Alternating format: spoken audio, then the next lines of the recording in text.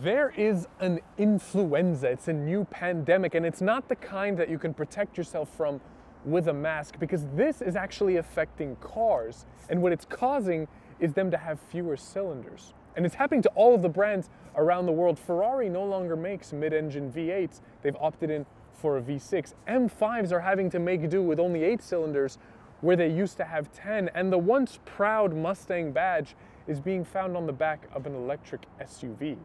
It's very scary times, and I'm afraid that in today's video, I have a bit more bad news, because AMG has tested positive for fewer cylinders. AMG engines, in my opinion, are some of the best engines ever made, and if you don't want to believe me, go and ask Aston Martin and Pagani, who have both bought into the AMG engine platform. They're just fantastic. I can't really explain why. There's something about the way that they make you feel, whether it's the unlimited amounts of torque or the absolutely childish sounds that come out of the exhaust, they're just great. And even when this original V8 vendetta started and everybody was attacking larger displacement engines, Mercedes-Benz and AMG downsized from the 6.2 liter to a 4 liter, added 2 turbochargers. But where a lot of other brands lost sort of the pizzazz of their engines when they added turbos, AMG was able to maintain it. They still had the same hilarious pops and bangs coming out of the exhaust that the naturally aspirated ones had, and that's not an easy thing to do. And you know it's not an easy thing to do because I don't know anybody else that was able to do it. Unfortunately, for 2023, it's the end of that era of rambunctious, fire-breathing dragons, because what I'm standing next to is the 2023 Mercedes-Benz C63 AMGS final edition. And unfortunately, it really is the final edition. The next gen of this car will not have a V8. In fact, it's going to have a very different powertrain entirely, but we'll talk about that a little bit later. So in today's video, I want to touch on what this car is and really pay homage to what AMG is giving us as a send-off to the V8 C63. We'll take it out for a drive. I want to share a couple of nostalgic stories that I have personally with the C63 AMGS, and then at the very end of the video, we'll find out which of the CarCave crates it fits into. The final edition really marks the end of the non-hybrid assisted twin-turbo V8 for AMG, and it's going to be very limited. There's only 499 of these being produced for the entire world, and where normally it's an optional extra, the final editions will come standard with things like the ceramic brake package, the AMG aerodynamics package, the premium package. There's going to be a plaque on the center console of the car that marks that it's one of 499. There's an edition badge, an AMG edition badge at the base of the steering wheel. You've got the performance seats, and you'll notice this beautiful matte finish gray. It's actually called Manufacturer Graphite Gray Magno, and all 499 cars will be spec'd with this color. So that's not an option, that's just what it's going to be. And you also get this nice contrasting yellow livery throughout the car.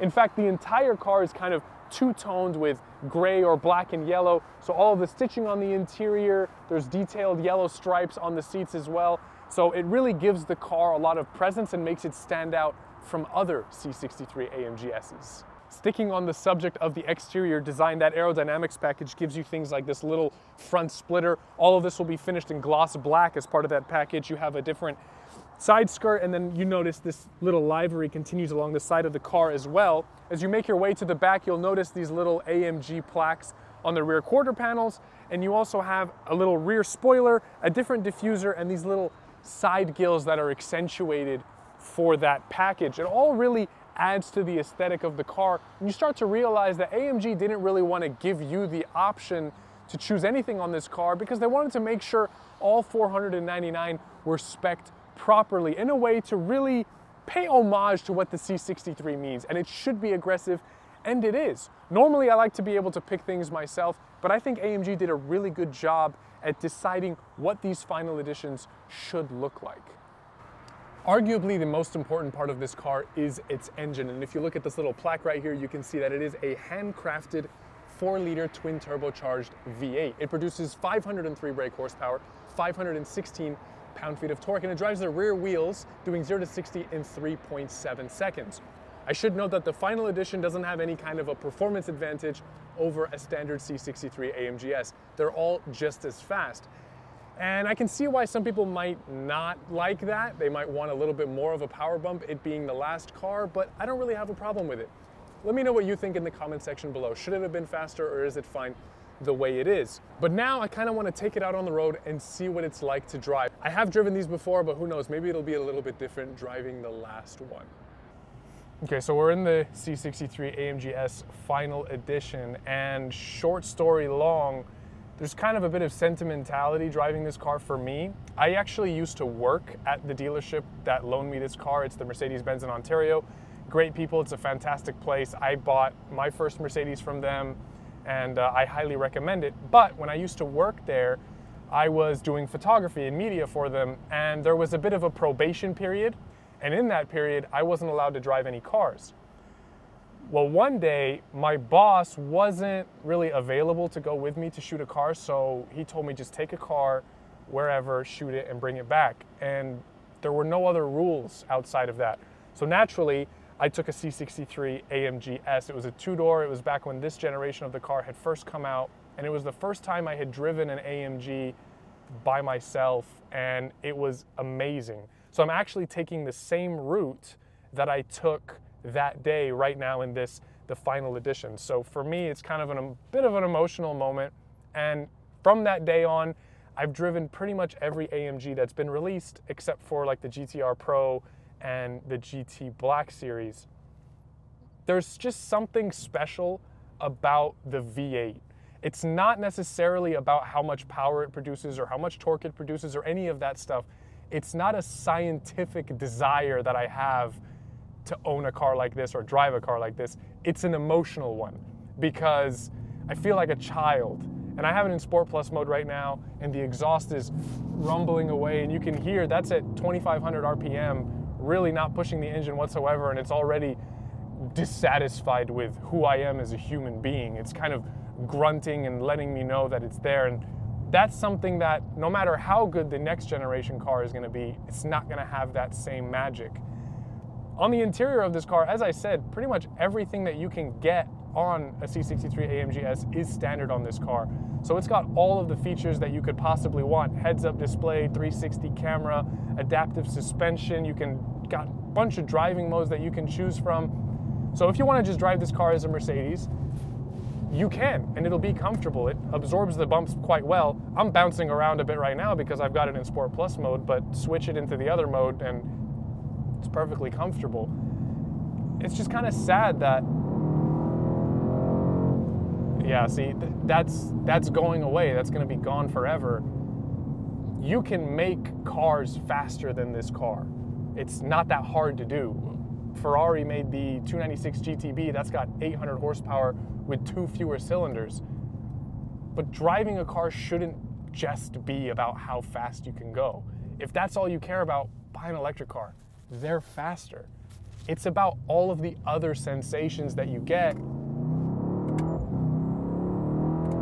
And V8s, it's just really special. There's just something different about them. It's just a great car. And driving on this road again, however many years later, and understanding that what I'm driving today is really the last of this era, I don't know, it's a sad moment in the car world.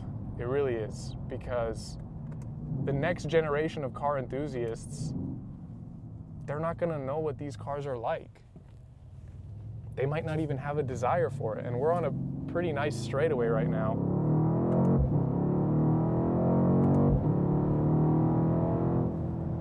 Yeah, it's not even like it's a slow car. It's got plenty of power. 503 brake horsepower on the public roads is already too much. And then listen, oh, it's just so nice. It's just so angry. And that's what you want. That's what a V8 gives you. It gives you a bit of rage, and it's fantastic. And then the great thing with this car, you turn this little mode selection and you're in comfort mode, and it's perfectly civilized. The engine quiets down, and you're back to just driving a Mercedes-Benz. There's not really much more for me to say. I'm gonna miss these big V8s. I know that the next generation car is gonna have a 2-liter turbocharged 4-cylinder with battery assistance, and I'm sure it'll be more powerful, probably more efficient. It'll be kinder to raspberry bushes, and all of that is fine, but it's still not gonna be a V8. But who knows? It might be a fantastic car.